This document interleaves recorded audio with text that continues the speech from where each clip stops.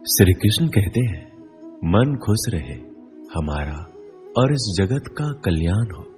हम सभी चाहते, पर जैसी हमारी कामना है वह कभी पूरी होती नहीं। मन में तरह तरह के गंदे विचार मनुष्य के दिमाग में घूमते हैं। ऐसे में प्रश्न आता है कि मन में अच्छे विचार कैसे लाए।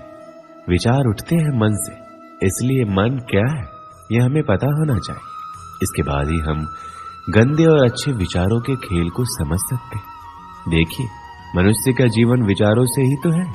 किसी के मन में विचार आता है खुद को और इस दुनिया को बेहतर बनाने का, तो किसी को आत्महत्या का विचार आता है।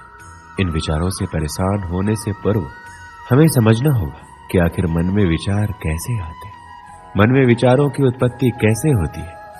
मनुष्य को अपनी स्थिति के अनुरूप ही विचार आते हैं। मनुष्य की हालत यदि मजबूरी की है तो उसके कर्म भी मजबूरी में होंगे। यदि हालात बुरे हैं तो विचार भी बुरे ही आते हैं। इसलिए विचारों का आना आपके हालातों पर निर्भर करता है। सोचिए, आज परीक्षा है और आपने पूरी तैयारी कर ली, तो क्या आपके मन में फेल होने के विचार आएंगे? बिल्कुल नहीं।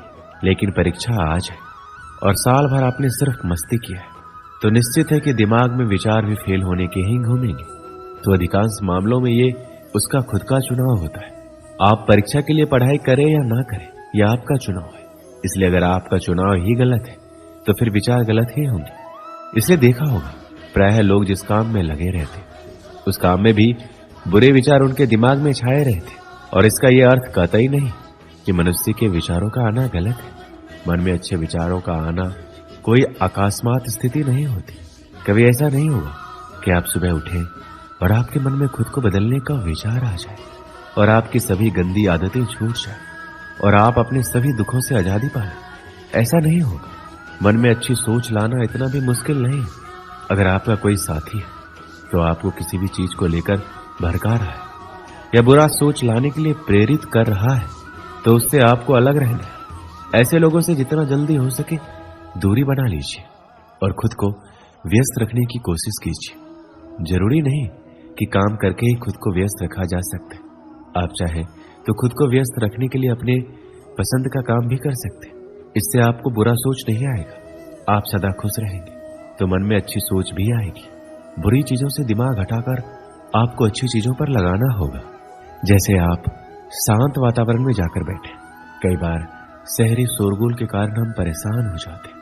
आपको कुछ समय शांत वातावरण में बैठना चाहिए। ऐसा करने से आपको सिर्फ अच्छी सोच आएगी।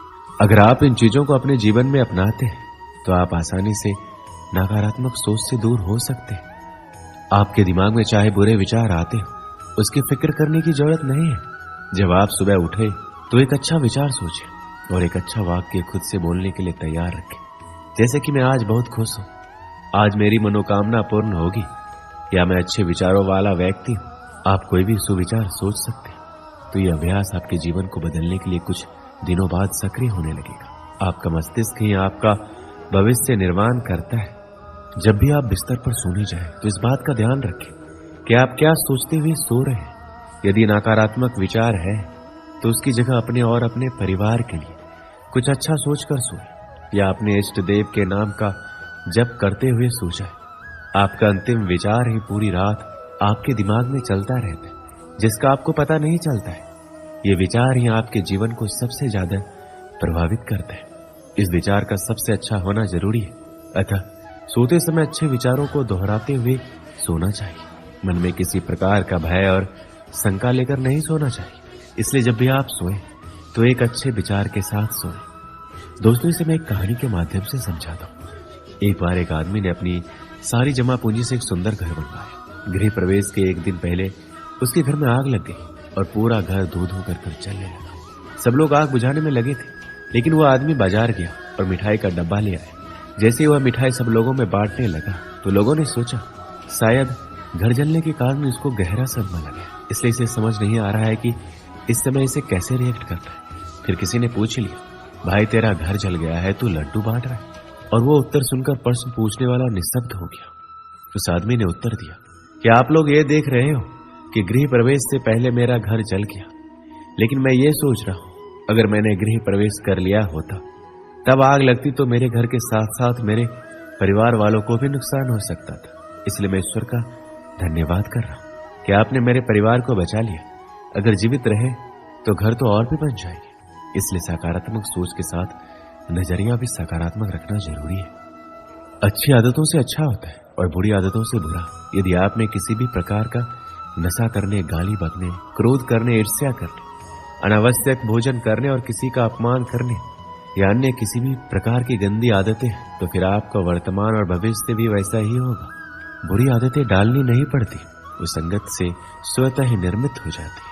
आप अपनी बुरी आदतों को छोड़ने की चिंता करने के बजाय अच्छी आदतें डालना शुरू करें। जैसे सुबह जल्दी उठना, किसी असहाय की सहायता करना, माता पिता के प्रतिदिन पैर छूना, अच्छे प्रवचन सुनना, लोगों से विनम्रता से बात करना। खुद की और अपने मित्रों की गलतियां स्वीकार कीजिए। खुद का मतलब ये है, यदि आपसे घर, कॉलेज, ऑफिस या अन्य कहीं पर गलती हुई है तो इसे स्वीकार करने में कोई हर्ज नहीं है। गलतियों पर पर्दा डालने का प्रयास करेंगे तो आप लोगों की नजर में गिरते जाएंगे। काम करने वाले इंसान से गलतियां होती है, ये कोई बड़ा अपराध नहीं है, लेकिन इसे स्वीकार नहीं करना अपराध होता है। यदि आपके किसी मित्र, सहयोगी, परिवार के सदस्य या रिश्तेदार से कोई गलती होती है तो उसे भी स्वीकार करके उसको माफ करना जरूरी है। देखिए, जब इंसान के कदम उसे किसी नई मंजिल की तरफ ले जाते हैं तो अक्सर उसे पीछे मुड़ के देखने का मन करता है, क्योंकि उससे उसकी खट्टी मीठी यादें जुड़ी रहती है। कुछ सुविधाएं भी उसे वहां मिलती है।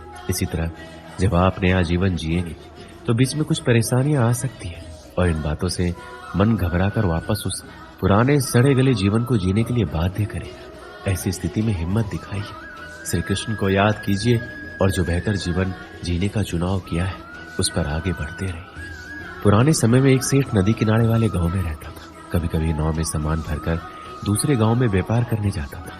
उसके आसपास बहुत धन संपत्ति थी। वह नाव से सफर करता था, लेकिन तैरना नहीं जानता था। एक दिन वह दूसरे गांव से सामान बेचकर अपने घर लौट रहा था। नदी के बीच में उसकी नाव में छेद हो गया। नाव में पानी भरने लगा। सेठ डरने लगा कि अब वो डूब जाएगा। तभी उसे थोड़ी दूर एक मछुआरे की नाव दिखाई दी। सेठ ने मछुआरे को आवाज लगाकर अपने पास बुलाया और बोला कि मेरी नाव डूब रही है, मैं तैरना भी नहीं जानता, भाई तुम मुझे बचा लो, मैं तुम्हें अपनी पूरी धन संपत्ति दे दूंगा। मछुआरे ने उसे अपनी नाव में बिठा लिया। मछुआरे की नाव में बैठने के बाद सेठ की हालत थोड़ी सामान्य हुई। अब सेठ कुछ सोचने लगा। वह मछुआरे से बोला, भाई अगर मैं तुम्हें मेरी पूरी संपत्ति दे दूंगा तो मैं अपने घर परिवार का पालन कैसे करूंगा? मैं तुम्हें पूरी नहीं आधी संपत्ति दूंगा। मछुआरा चुपचाप नाव का चप्पू चला रहा था। सेठ फिर सोचने लगा। कुछ देर बाद उसने मछुआरे से कहा, भाई मेरी संपत्ति में मेरे बच्चों का भी अधिकार है, मैं तुम्हें आधा नहीं 1/4 संपत्ति दूंगा। मछुआरे ने कुछ नहीं कहा। कुछ ही देर में नाव किनारे पहुंच गई। अब सेठ की सोच पूरी तरह बदल चुकी थी।